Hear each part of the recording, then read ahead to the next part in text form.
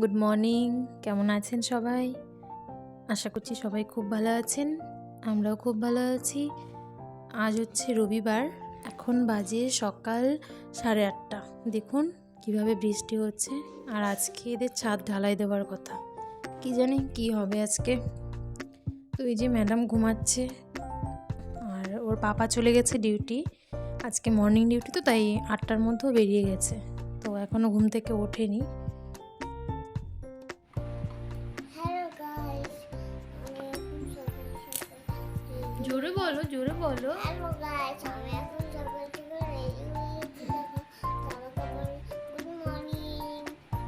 দেখো মিস, আমরা দেখো রেডি হয়ে গেছি। কোথায় যাবে রেডি হয়ে? একটু বাইরে আসতে।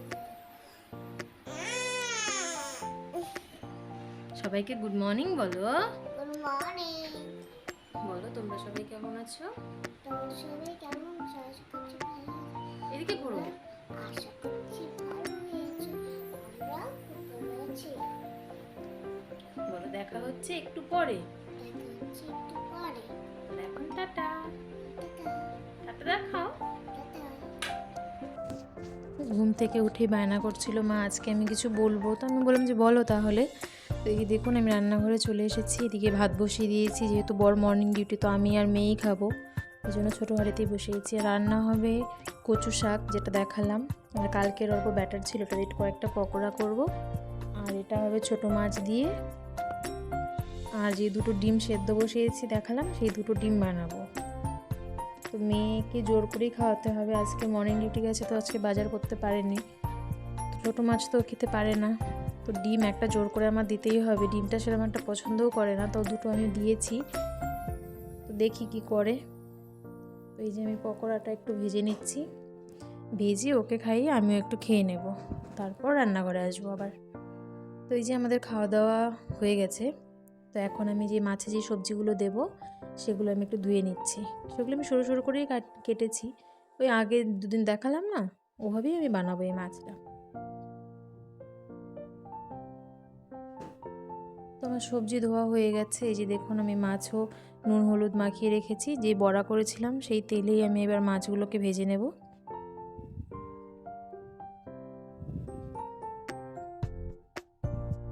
যে হেল্পারকে বসিয়ে দিয়েছি ডিম ছোলার জন্য। ডিম সেদ্ধ হলে উনি তো মানে বাতাসে গন্ধ পেয়ে যান নাকে আর কি। গুটি গুটি পায়ে এসে বলছে মা ডিম সেদ্ধ হয়েছে। তখন তুমি কি করে জানলে? বলছে আমি সব জানি। এই যে দেখুন আমার মাছ ভাজাও হয়ে গেছে। এখন আমি সবজিটাও করে নিচ্ছি। সেটা আর আমি শেয়ার করলাম না, কেননা ওই প্রায় 2-3 দিন আমি আপনাদের সঙ্গে এই রেসিপিটা শেয়ার করেছি। আজ আর নতুন কী করে শেয়ার করবো বলুন। তো আমি মাছটা করে নিচ্ছি। এর মাঝখানে আবার একটা কোরিয়ার এসেছে। তো ওই যে এটাই খোলার চেষ্টা চলছে অনেকক্ষণ থেকে। তো আমি বলছি যে এখন থাক, পরে আমি রান্নাটা করে নিই, তারপর আমি খুলে দিচ্ছি। তো না, ম্যাডামের কিছুতেই হবে না, এক্ষুনি খুলতে হবে। তো আমি তো এখন কোনোভাবেই খুলবো না, কারণ আমার রান্না এখনও পুরো বাকি। দেখুন এক হাঁড়ি শাক সেদ্ধ হয়ে কতটুকু হয়েছে। তো শাকে আমি তেজপাতা, কয়েকটা লঙ্কা, আদা কুচি আর 5 ফোড়ন সোমবারে দিয়ে, মানে ফোড়নে দিয়ে তারপর ওই শাকটা আমি দিয়ে দিলাম, সেদ্ধ করা শাকটা। কিন্তু তার মাঝখানে তো প্রায় 500-600 বার উনি চলে এসেছেন এটা নিয়ে। সাইকেল নিয়ে চলছেই, কে নেবেন কে নেবেন। মাঝে মাঝে দেখছি বিক্রিও করে দিচ্ছে, মাঝে মাঝে আবার বলছে মা খুলবে কি না বলো না, কেটে আমি দিয়ে দেবো। তো বললাম যে দিয়ে দাও, দিয়ে দিলে তো আর কোনো সমস্যাই থাকবে না, তাহলে আর খুলতেও হবে না। মানে অধৈর্য হয়ে গেছে খোলার জন্য। তো এই দেখুন আমার শাকটাও হয়ে এসেছে। শাকটা একদম ভাজা ভাজা করে নিচ্ছি, যেন শাকে জল না থাকে। জল থাকলে খেতে সেরকম ভালো লাগে না, জল জল লাগে। এই যে বাসনগুলো আমি ধুয়ে নেব। আমার রান্নাও হয়ে গেছে। যে দেখুন শাক আর কালকের অল্প বাঁধাকপি ঘন্ট ছিল, সেটা আমি একসঙ্গেই রেখে দিয়েছি। আর এই যে ডিম, আর এই তো মাছ। ব্যাস আমার রান্না কমপ্লিট। ভাতও আমি করে নিয়েছি, যেহেতু 12:30 বেজে গেছে। আমি এখনও স্নান করিনি, স্নান করে পুজো দিতে হবে। তো তাই জন্য ভাবলাম যে আর কত দেরি করব, স্নান করে পুজো দিয়ে আস্তে আস্তে আমার 1:30 হয়েই যাবে। তো তখন আবার মেয়ের খাওয়ার সময় হয়ে যাবে। তো ওই জন্য ভাবলাম যে ভাতটাও করে নিই। আর একজন রেডি হয়ে বসেছেন, এখন প্যাকেটটা খোলা হবে, কি বের হয়। আগে জানেন তো আমি প্যাকেট মানে কুরিয়ার এলেই প্যাকেটগুলোকে টেনে ছিঁড়ে খুলে তারপর দেখতাম। কিন্তু তারপর একবার হয়েছে কি, আমি একটা জিনিস রিটার্ন করতে পারিনি প্যাকেটটা ছিঁড়ে যাওয়ার জন্য, কেননা প্যাকেট ছিল না, কোনো কাগজপত্র ছিল না। তো ওই জন্য এখন আর ওই ভুলটা করি না। এই যে দেখুন, আমি একটা স্ট্যান্ড অর্ডার করেছিলাম, তো সেটাই এসেছে, সেটা নিয়েই চলছে দৌড়াদৌড়ি। এটা কতক্ষণ ঠিক থাকবে সেটা আমি এখনও নিজেও জানি না। ওই যে দেখুন, নিজে নিজে ঠিকঠাক করে চলছে। মোবাইল সেট না করুক, এমনিতেই তার রিলস বানানো চলছে। আমার বোনও সেম একটা এনেছিল, তো আমার বোনেরটা যতদিন আমরা যাইনি ততদিন ভালো ছিল, আমরাও গেছি, একটাও শেষ।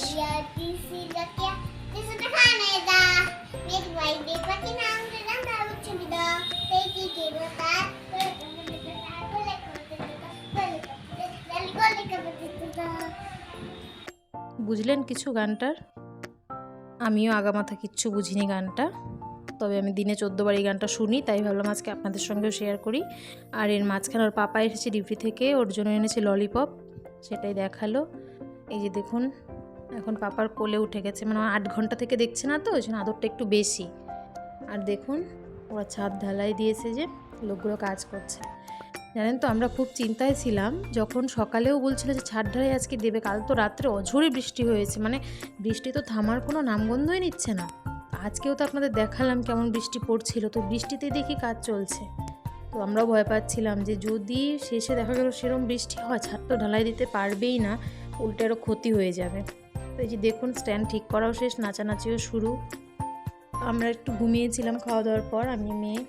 তো মেয়েটা হয়েছে আমার মতো, মানে আমাকে একদম চিপকে শুয়ে থাকবে, মানে আমার গায়ের সঙ্গে ওর গা না লাগলেই ভাববে মনে হয় মা নেই, সাথে নেই। তো এর ফাঁকে ওর পাপা হয়তো ঘুমায়নি, তো ওই কিছুটা ভিডিও করে দিয়েছে, পরে আমি দেখেছি এডিট করার সময়। তো এই যে আমি কালকে যেহেতু মর্নিং ডিউটি, তো মেয়েকে নিয়ে তো সব কিছু করা সম্ভব না, তো ওই জন্য আমি চেষ্টা করি ঠাকুরের বাসনগুলো আগের দিনই মেজে রাখার। কিছু কিছু দিন যেদিন না পারি সেদিন ওর পাপাও মাজে। এই দেখুন কেমন বোকা, এত বৃষ্টি হচ্ছে, গাছ আর জল খেতে চাচ্ছে না, গাছের হয়তো সর্দি হয়ে নিউমোনিয়া হয়ে গেছে, কিন্তু উনি তাও গাছকে জোর করে জল খাওয়াচ্ছেন। খাবি না? খা খা, বেশি করে খা। ওটাই আমি আর ওর পাপা হাসছি, গাছে এবার নিউমোনিয়া হয়ে যাবে। দেখুন ছাদটা, যাক ঠাকুরের কৃপায় ভালোভাবে ছাদটা দিতে পেরেছি, এটাই অনেক শান্তি যে বৃষ্টি হয়নি। এখন আজকের রাতটা ভালোভাবে দিলেই হয়। এভাবে অন্যের ক্ষতি হলে কি ভালো লাগে বলুন? দেখুন কতগুলো করি এসেছে, কালকে বেশ কয়েকটা ফুল ফুটবে। এই ফুলগুলি হয়ও খুব সুন্দর দেখতে, একদম ছোট্ট ছোট্ট, খুব সুন্দর হয়, কালারটা একদম গাঢ়। আর দেখুন টবগুলো, এই টপের জলটাই ধরতে আসছিল। আর এই যে দেখুন, এগুলো কি বলুন তো, কমেন্ট করে জানাবেন তো এগুলো কি। Good evening. ইভিনিং না, বলো গুড ইভিনিং। Good evening. তুমি কোথায় যাচ্ছ এখন বলো? এখন আমি শপিং মলে যাচ্ছি, তোমরা যাবে? না যাবো না, সর্দি লেগে যাবে। তোমার সর্দি লাগবে না? না। Good evening. আমরা এখন রেডি হয়ে গেছি, এখন যাব একটু আমরা মার্কেটে। মার্কেটে গিয়ে কী করছি সবটাই আপনাদের সঙ্গে শেয়ার করব। আর এই যে দেখুন, ও রেডি হয়ে গেছে, দেখুন আমার মাথার অবস্থা। একটু ঘুরবো তো অবশ্যই, যেহেতু আজকে সানডে আর আকাশটা মোটামুটি এখন একটু ভালোই আছে, তো একটু ঘুরবো। আর মেইন যে দরকার সেটা হচ্ছে আজকে আমি গ্রসারি শপিং করবো। তো গ্রসারি কি কি আনবো, কোথায় যাব সেটা আপনাদের দেখাবো। আর দাঁড়াও, আমাকে বলতে দাও। আজকে আমরা কিন্তু ট্রলি ব্যাগে কিন্তু আমি বসে যাব, মা শপিং করবে আর পাপা মেলবে আর আমি বসবো। ঠিক আছে। এই জিওতে যে ট্রলিগুলো হয় গ্রসারি রাখার জন্য, সেগুলোতেও বসবে, এটা ওর বায়না। তা বললাম ঠিক আছে, সব হবে। দেখুন আমার মাথার অবস্থা, গ্রসারি আজকে না আনলেই একদম হচ্ছে না। আমার ঘরে শ্যাম্পু শেষ, তাই আমি শ্যাম্পু করতে পারিনি। দেখুন আমার চুলের অবস্থা, রুগী রুগী লাগছে না দেখতে। চলুন যাই, নাহলে আবার পরে বৃষ্টি চলে আসবে। টাটা। টাটা।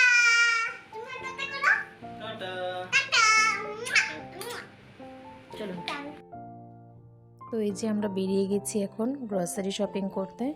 আমি ভিডিও কি বানাবো বলুন, দেখতেই পেলেন আপনারা। আমি একটু কথা বলবো, তাতেই ওনার কত কথা পেটে, মানে আমার থেকে বেশি কথা ওনার পেটে গুড়গুড় গুড়গুড় করে। উনি কতক্ষণে ওনার বক্তব্যগুলো পেশ করবেন। তো আমি যখন ভয়েস ওভার দিই তখনও সেম প্রবলেম। আর এই দেখুন এখানে মন্দিরটা, একটা হচ্ছে রাম মন্দির আর একটা হচ্ছে মা কালীর। তো মা কালী মন্দিরটা আগের থেকেই ছিল, রাম মন্দিরটা কিছুদিন আগে উদ্বোধন হয়েছে, মানে নতুন করে করেছে আর কি, পুজো হয়েছে। এই যে দেখুন আমরা চলে এসেছি চৌপতিতে। তো ঢুকবো একটু কসমো বাজারে। এরকম কিছু কেনাকাটা নেই, কেনাকাটা শুনেই বর বলছে দার্জিলিং থেকে এত শপিং করলে এখন কি আবার শপিং করতে হবে। তো আমি বলছি না, সেরকম কিছু নেব না, একটা টপ নেওয়ার ইচ্ছা আছে। তো যাই দেখি, যদি পছন্দ হয় তাহলে নেব, তাছাড়া আর নেব না।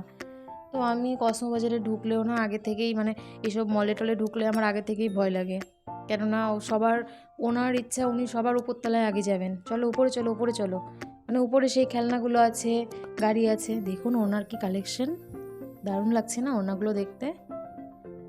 তো ওনার পছন্দ হচ্ছে, উনি যাবেন উপরে ওনার পছন্দের জিনিস দেখার জন্য। তো আমরা যতই আমাদের কাজে যাই না কেন, ওগুলো আমরা সহজে চট করে দেখতেই পারি না। এই যে আমি টপ দেখছিলাম, তো ম্যাডামেরও পছন্দেরও কিছু দেখতে হবে, ওই জন্য ম্যাডামও আমাকে বের করে দিচ্ছিলেন, মা এটা দেখো, এটা ভালো, এটা দেখো, ওটা ভালো। যদি আমি একবার না বলছি যে বাবা এটা ভালো লাগছে না, কেন বলছি, এই তো ম্যাডামের রাগ হয়ে গেল। টপগুলো বেশ ভালোই ছিল, আর খুব একটা খারাপ ছিল না, মোটামুটি ছিল, ভালোই ছিল। তো এখানেও এক কাণ্ড, আমি ঢুকবো ট্রায়াল রুমে, উনিও আমার সঙ্গে ট্রায়াল রুমে ঢুকবেন। তো আমি বলছি এটা আবার কেমন কথা, বলছে না আমি ভেতরটা দেখবো। তো আমি বলেছি তুমি দেখে চলে আসো, না আমি ভেতরেই থাকবো। তো অগত্যা নিয়েই ঢুকলাম। আর এই যে দেখুন কি ভূতের মতো লাগে না দেখতে, চোখ নেই, নাক নেই, কান নেই, শুধু মুন্ডুটা আছে। তো এই যে দেখুন এখানেও একটা ঘটনা, আমি মেয়ে বলছে মা দেখো কত সুন্দর সুন্দর পটি, তো আমি বললাম কালারফুল পটি। এখানে আবার আরেকজন মহিলা, উনি বাচ্চা কোলে নিয়ে বসেছিল, উনি আমার বলছে বাবা কালারফুল পটি, হাসছিল। তো ঠিক আছে চলুন, আজকের ভিডিওটা আমি এখানেই শেষ করছি। যদি ভিডিওটা ভালো লাগে অবশ্যই লাইক, কমেন্ট আর শেয়ার করে দেবেন, আর সাবস্ক্রাইব করতে একদম ভুলবেন না। Good night.